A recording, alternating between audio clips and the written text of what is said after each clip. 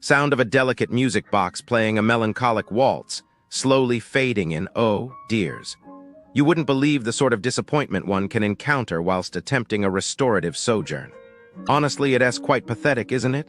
The sheer audacity of establishments promising an escape, a little pocket of bliss, and then delivering, well, this.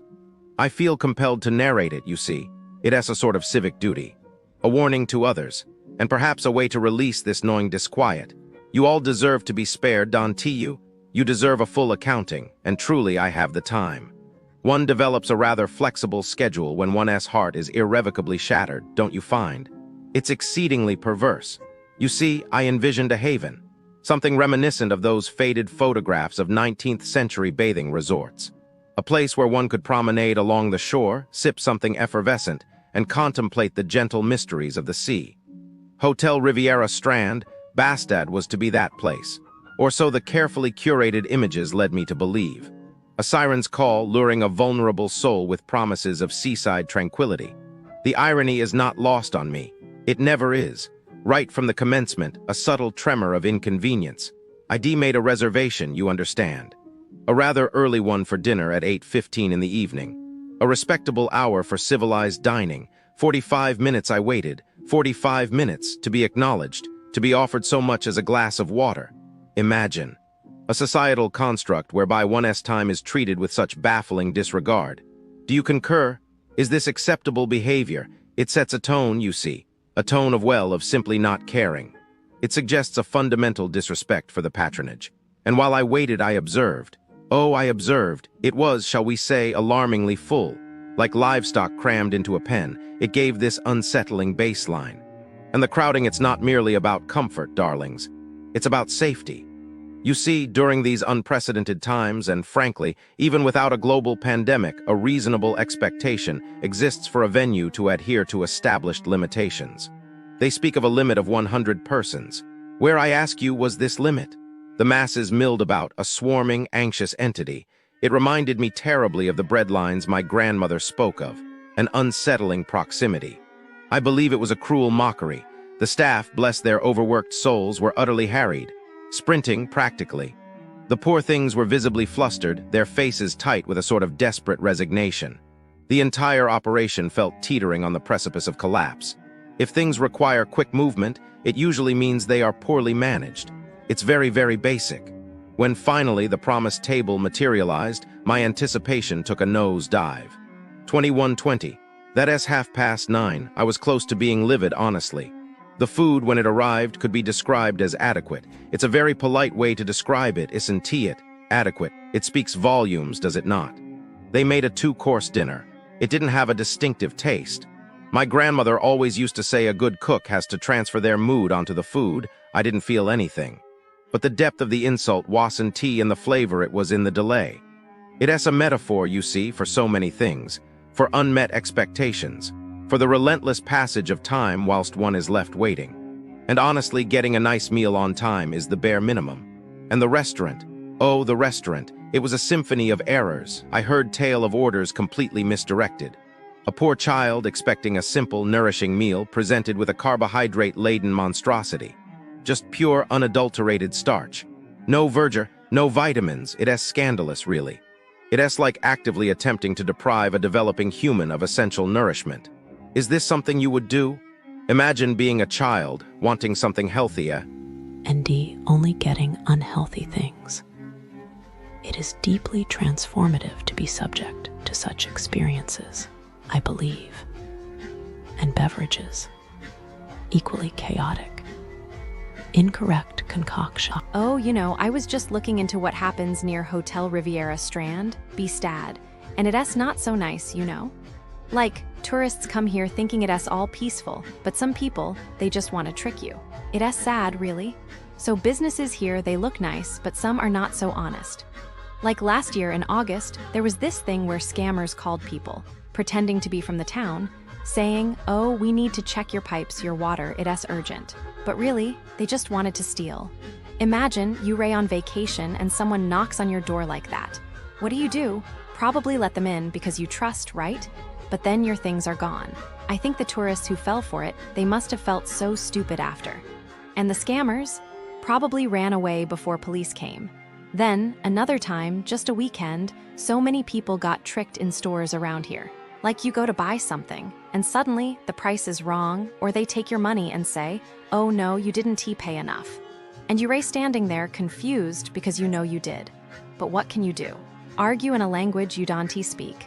I think some tourists just gave up and paid again, you know? And the store people, they probably kept doing it until someone finally called the police. Oh, and this one is really bad. Some old lady almost got scammed by a guy pretending to be from a store, saying he needed to check her room. But guess what? Police were waiting. They caught him right there. I bet he thought he was so smart, but nope. Serves him right. But still, how many others got away with it before that? It's just, why do people do this? You come to a nice place like Hotel Riviera Strand, Bistad, and instead of relaxing, you have to worry about who's lying to you. It's not fair. I hope the police catch more of them, but I don't know. Maybe they're still out there. Be careful, okay? The businesses surrounding Hotel Riviera Strand, Bastad, they leave a certain taste in your mouth, and it's not a pleasant one. It's as if a wave of disappointment has crashed over the area, leaving a residue of unmet expectations and questionable decisions. It's a landscape where corners are cut, enthusiasm is lacking, and the customer seems almost an inconvenience. This isn't a place where you'll find hospitality flourishing. It's a place where you'll be reminded, subtly or not so subtly, that your money is the only thing they truly appreciate. Honestly, it's disheartening. It feels like potential wasted. Let's begin with the dining options. It appears that restaurants nearby operate under a philosophy of why bother. Restaurants in this area generally seem to deliver food that is suboptimal at best. It's a consistent theme: dishes arriving cold, ingredients appearing past their prime, and a general lack of care in preparation. It's a culinary gamble, honestly. You're taking a chance every time you order, hoping anything arrives remotely resembling what was promised. Take Entree Bastad, for example. Now, 10 negative reviews suggests a pattern.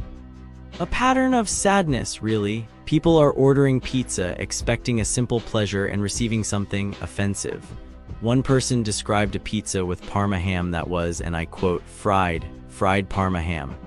It's not a cooking technique, it's a tragedy. Other reviews are sparse, almost defeated, just a tragic, meaning boring, or a single lonely word, tr. It speaks volumes, doesn't it? The lack of detail is a detail in itself.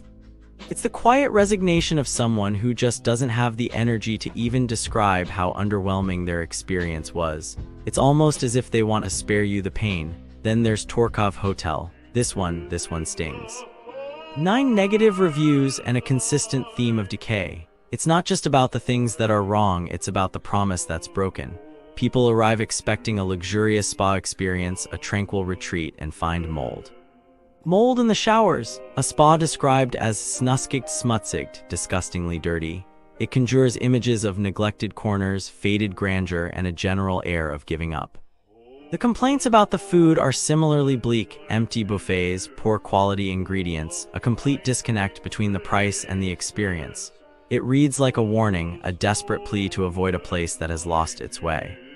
You get the sense that the hotel is clinging to a reputation it no longer deserves. The idea of paying a premium for a subpar experience, it chafes. It truly does. And then we have Tapas, 30 negative reviews, 30.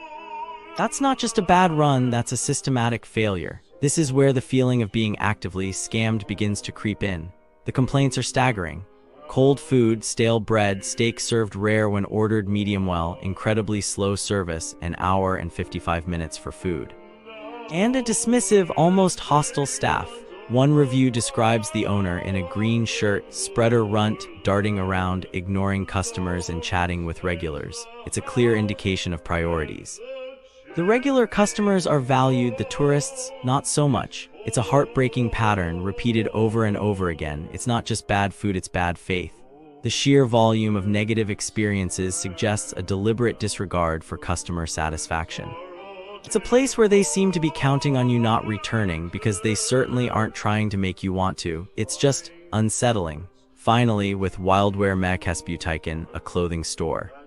Here the issue is less about outright failure and more about indifference. 8 negative reviews center around unhelpful staff, arrogance, and a lack of customer service. A feeling of, we're too cool to care. One review mentions difficulty navigating the return process, hidden instructions, and a general sense of being made to feel unwelcome. The owner's response to a complaint is even more concerning, suggesting a defensiveness that borders on hostility. It's the type of place where you're likely to leave feeling more frustrated.